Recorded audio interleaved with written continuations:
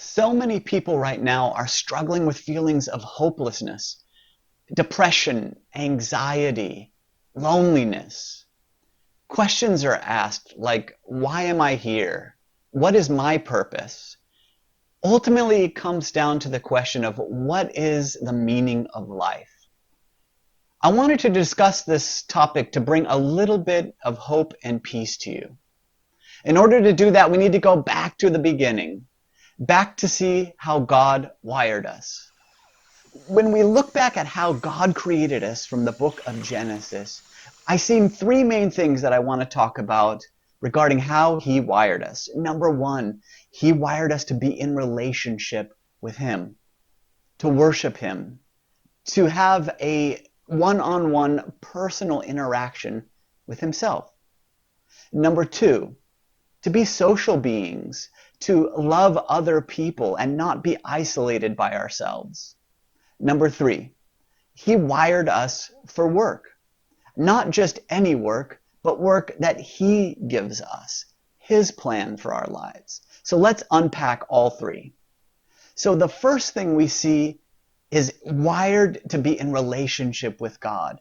When we're talking about satisfying our soul and the meaning of life, the first and most important thing is being in a right relationship with God. And the only way to do this is through His Son Jesus, who paid that penalty to remove the barrier between us and God that was caused by our rebellion. The Bible calls the word sin. He paid that penalty so we could have our relationships restored with Him. So if you haven't done that, that's the first step. And this step is the most important, and I'll tell you why. Because when we're talking about meaning of life, loving God and worshiping Him is the most important meaning for our lives. When we don't worship God, we worship other things. We're either going to worship ourselves, we're going to worship money, we're going to worship our career, power, we're going to worship our family, other relationships, drugs, alcohol, anything to fill that void. But worshiping God will replace all of those and won't leave you feeling empty. All those other things will fill your void temporarily, but ultimately leave you more empty and broken than before. But when we love and worship God through His Son, it is nothing but fulfillment for our true purpose in life. Number two, we see that God wired us to be social beings, to be in relationship with each other. So when we look at fulfilling the secondary part, we talked about loving God, but now it's loving others. Loving others and focusing on other people has been shown to immediately reduce anxiety, fear, and loneliness.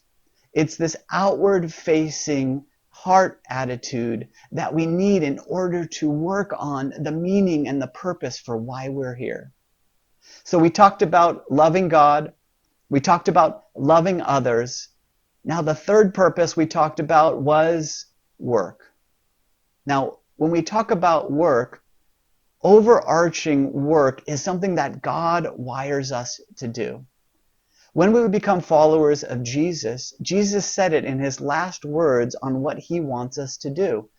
It's often called the Great Commission, but He wants us to share Himself with others.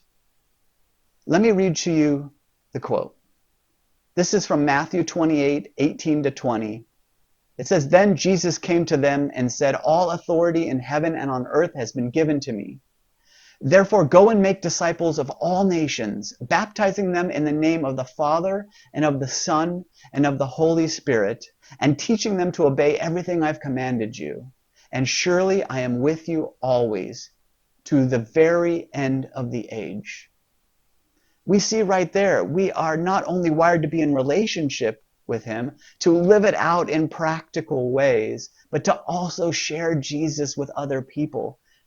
This is our purpose in life. This is our work that we do in order to share Jesus' love with other people. I hope this has been helpful for you. Hopefully this has brought more insight into the meaning and the purpose for why we're here. If you have anything else that I missed, please leave it in the comments. I'd appreciate it, and any subscription would be appreciated as well.